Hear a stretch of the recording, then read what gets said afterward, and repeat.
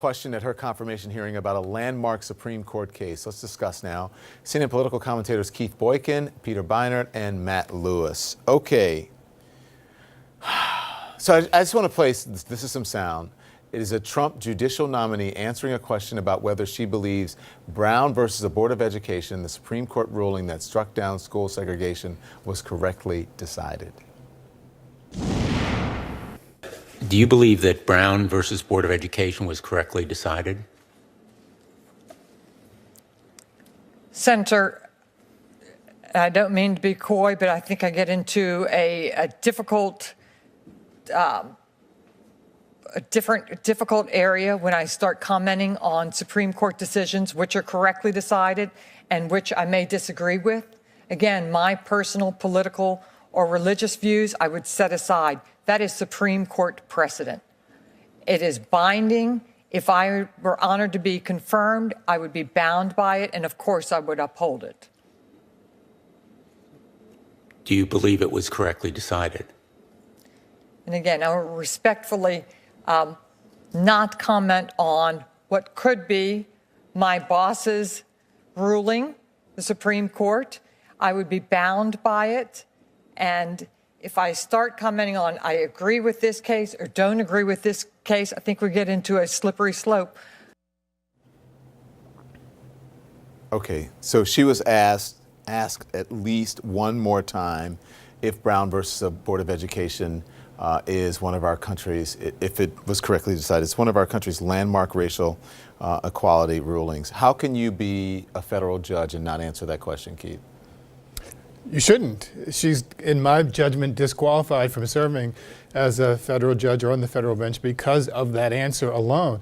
Brown versus Board of Education was a paramount decision in American legal history. It was decided on May 17, 1954 by unanimous Supreme Court.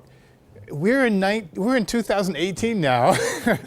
We have a Trump judicial appointee who doesn't know whether she can say if it was correctly decided or not. The idea is preposterous, but it's consistent with a Donald Trump who can't say whether the people in Charlottesville were right or wrong on either side. It's consistent with John Kelly, who thinks that the Civil War was something that could have been resolved if people just compromised more. And it's consistent with people in the Republican Party who supported Roy Moore, who said he favored segregation. We don't have enough time for all the examples that you could probably put out here and find people on both sides and all that.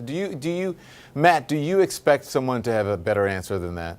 Yeah, look, I mean, I don't know why she did that. Maybe she's not as familiar with the case. I doubt that. I doubt she's a federal judge. But we have seen examples where that happens. My guess is that this was a strategy that she went in there and essentially was like, look, I'm not going to get into, if they ask me about Roe versus Wade, I'm not going to comment on that, my personal feelings about that, or whether the Supreme Court decided that right. If they ask me about Plessy versus Ferguson, I'm not going to go down that rabbit trail. The problem is, I don't think you can do that when it comes to this case. I think you have to sort of weigh in on it. Okay, Peter? Yeah, I mean, theoretically, she could have been trying to say that I'm not going to comment on any cases that have been decided before. But this is, I just don't understand, even if you were going to take that general view, why you wouldn't be able to make an exception for Brown versus Board of Education. And I do think, as Keith was saying, there's a larger context here. When Donald Trump talks about making America great again, right? And there's polls that show this. A lot of his supporters think America was better in the 1950s than it is today. There is a lot of nostalgia for the racial order that existed in America in the pre-Brown versus Board of Education age in the Republican Party.